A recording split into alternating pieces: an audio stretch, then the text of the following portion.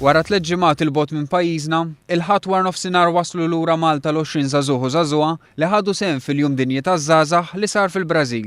Esperjenza sabiħa ħafna, kienet esperjenza fejn iltqajna ma' ħafna żgħażagħ fil-Brażil li għandhom fidi kbira illi tatna ħafna kuraġġ inkomplu mixjin il-qudiem u konna welcome ħafna. Din l-esperjenza se tibqa' timbrata f'moħħ kull wieħed u waħda minnhom li tagħthom enerġija ġdida u qawwiet il-fidi tagħhom. Laqatna din l-esperjenza mhux biss ma' żgħażagħ minn barra minn Malta, mhux biss ma' persuni f'sitwazzjoni diffiċli ħafna li jgħixu fil-Brażil, jgħixu forsi fil-miżerja, però laqatna wkoll ma' Maltin li ma konniex nafu u l-bżonnijiet tagħhom u laqatna wkoll magħna nfusna.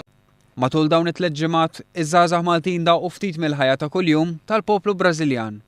Kellhom ukoll opportunità li jagħmlu xogħol volontarju f'waħda mid-djar tal-anzjani. Waħda milli laqtitni li qed tiġini f'moħħi dan il-ħin hija meta morna nżuru dar tal-anzjani li morna nagħmlu ħin ta' volontarjat magħhom. Iżda bla dubju l-iktar esperjenza l-qalb dawn iż-żgħażagħ kienet is-sehem tagħhom fil-quddies immexxija mill-Papa Franġisku nhar il-Jum Dinji taż-Żgħażagħ. Il-quddiesa saret fil-Bajja Copacabana f'Rio de Janeiro. Il-Maltin kienu fost 3 miljun persuna minn fost 175 pajjiż li nġabru f'din il-bajja. Esperjenza unika, bħal ħafna esperjenzi oħrajn tkun fil-post biex tkun tista' tlissen. Fil-fatt hekk qed ngħidu fuq l-ajruplan aħna u ġejjin. Diffiċli ħafna ssib kliem biex tiddeskrivi l-atmosfera u l-ambjent li sibna hemmhekk. Forsi kieku kelli niġbor kollox f'kelma waħda, kienet esperjenza fejn doqna ħafna ġenerożità.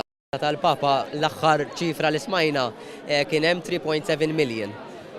Però il-ġabra u l-kwiet u s-silenzju tal-quddiesa kienet xi ħaġa indeskrivibbli.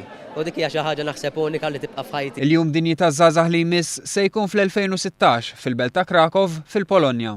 Iż-żgħażagħ intlaqgħu fl-ajruport mis-Segretarju Parlamentari Stefan Buontempo fejn faħħarhom għas-sehem tagħhom f'dan l-avveniment.